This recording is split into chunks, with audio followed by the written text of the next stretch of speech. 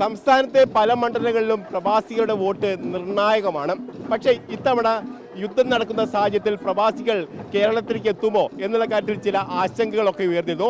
പക്ഷേ കഴിഞ്ഞ 2-3 ദിവസമായി കൂടുതൽ പ്രവാസികൾ കേരളത്തിലേക്ക് എത്തുകയാണ്. അവർ വോട്ടവകാശം വിനിയോഗിക്കുക എന്നുള്ള ഉത്തരവാദിത്തോടു കൂടി തന്നെയാണ് അവർ കേരളത്തിലേക്ക് തിരികെ എത്തുന്നത്. ഏതായാലും വലിയ തരത്തിൽ പ്രവാസികളെ അണിനിരത്തിക്കൊണ്ട് ഇപ്പോൾ KMCCയുടെ നേതൃത്വത്തിൽ വലിയൊരു പ്രകടനമാണ് ഇപ്പോൾ കോഴിക്കോട് നടക്കുന്നത്. കോഴിക്കോട് നടക്കുമ്പോൾ നമുക്ക് ഇവരോട് ചോദിക്കാം, പ്രവാസികൾ ഒന്നിച്ചെത്തിയോ? പ്രവാസികളെ ഏറെക്കുറെ എത്തിക്കൊണ്ടിരിക്കുകയാണ്. തെരഞ്ഞെടുപ്പിൻ്റെ ഈ അവസാന മണിക്കൂറുകളിൽ പ്രവാസ ലോകത്ത് നിന്ന് വളരെ പ്രതികൂലമായ കാലാവസ്ഥയായിട്ടും ഈ വോട്ടെടുപ്പിലേക്ക് പ്രവാസികൾ എത്തിക്കൊണ്ടിരിക്കുന്നുണ്ട്.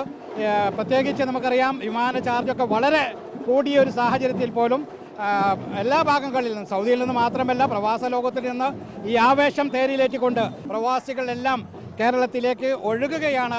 ഇൻഷാ അല്ലാഹ് ഈ വരുന്ന 9-ാം തീയതി നടക്കുന്ന തെരഞ്ഞെടുപ്പിൽ ഐക്യ ജനാധിപത്യ മുന്നണിയുടെ മുഴുവൻ സ്ഥാനാർത്ഥികളും വിജയിപ്പിക്കാൻ പ്രവാസ ലോകത്ത് വളരെ ആവേശകരമായ പ്രവർത്തനങ്ങൾ നടക്കുന്നു.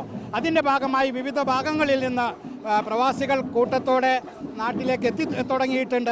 പ്രവാസികൾ എത്തിക്കുന്നതിന് വലിയ തരത്തിൽ ബുദ്ധിമുട്ടുണ്ടായിരുന്നു. പ്രധാനമായും വിമാന സർവീസുകൾ ഉണ്ടായിരുന്നില്ല.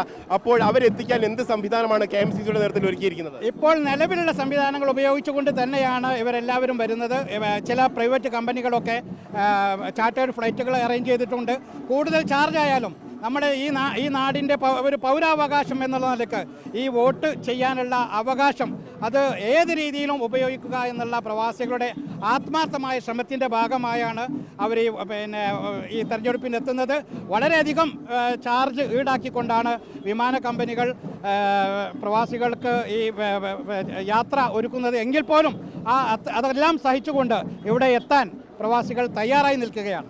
വലിയ ആവേശം തന്നെയാണ് ഇവരിൽ കാണുന്നത്. കാരണം ഇവർ എല്ലാ കാലത്തും ഇത്തരത്തിൽ തെരഞ്ഞെടുപ്പ് നടക്കുമ്പോൾ വെക്കേഷനൊക്കെ ലീവ് ആ സമയത്തേക്ക് നീട്ടിവെച്ചുകൊണ്ട് വരുന്ന സാഹചര്യമായിരുന്നുണ്ടായിരുന്നത്. പക്ഷേ ഈ സമയത്ത് വലിയ തരത്തിൽ വിമാന നിരക്ക് ഉയരുകയും അതോടൊപ്പം തന്നെ പല ഫ്ലൈറ്റുകളും റദ്ദാക്കുകയും ചെയ്ത ഒരു സാഹചര്യത്തിൽ വലിയ തരത്തിൽ പ്രതിസന്ധി ഉണ്ടായിരുന്നു. പക്ഷേ ഇപ്പോൾ നിലവിലെ സംവിധാനം ഉപയോഗിച്ച് അവർ കൂടുതൽ പ്രവാസികളെ നാട്ടിലേക്ക് എത്തിക്കുന്നു. എന്താണ് പറയാനുള്ളത്? നിരന്തരമായി ആവശ്യപ്പെട്ടിട്ടും 10 വർഷക്കാലം കാത്തിരുന്നിട്ടും കോവിഡ് കാലം പറഞ്ഞ പോലെ സുരക്ഷിതമായ ഒരു പുനരധിവാസം ചെയ്യാൻ സർക്കാർ തയ്യാറായില്ല.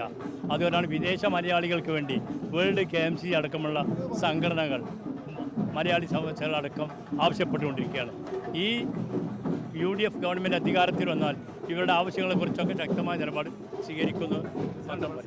ശക്തമായ പ്രതിഷേധമാണ് പ്രവാസ ലോകത്ത് നിന്ന് ഇടതുപക്ഷ സർക്കാരിനെതിരെ നടന്നുകൊണ്ടിരിക്കുന്നത്.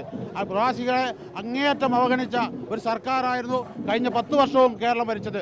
വാഗ്ദാനങ്ങൾ പലതും നൽകി പ്രവാസികളെ വഞ്ചിക്കുകയാണ് ഉണ്ടായിരുന്നത്. പ്രവാസ ലോകത്ത് വലിയ തരത്തിൽ വിമർശനം ഉയർന്നു വരുന്നുണ്ട് എന്നാണ് പറയുന്നത്. അത് തെരഞ്ഞെടുപ്പിൽ പ്രതിഫലിക്കും എന്ന് തന്നെയാണ് പറയുന്നത്. ഏതായാലും ഇപ്പോൾ വിമാന സർവീസുകൾ റദ്ദാക്കുന്ന അടക്കമുള്ള പ്രതിസന്ധികളുണ്ട്. ആ പ്രതിസന്ധികളെ അതിജീവിച്ചുകൊണ്ടാണ് ഇപ്പോൾ നേതാക്കളും അതോടൊപ്പം തന്നെ പ്രവാസികളും ഇപ്പോൾ കേരളത്തിൽ എത്തിക്കുന്നത്. ഏതായാലും ഈ തെരഞ്ഞെടുപ്പിൽ വലിയ നിർണായക ശക്തിയായി മാറും എന്ന് തന്നെയാണ് അവർ പറയുകയും ചെയ്യുന്നത്. ടോണിക്കൊപ്പം റിപ്പോർട്ടർ ഇൻ റിപ്പോർട്ടർ കോഴിക്കോട്.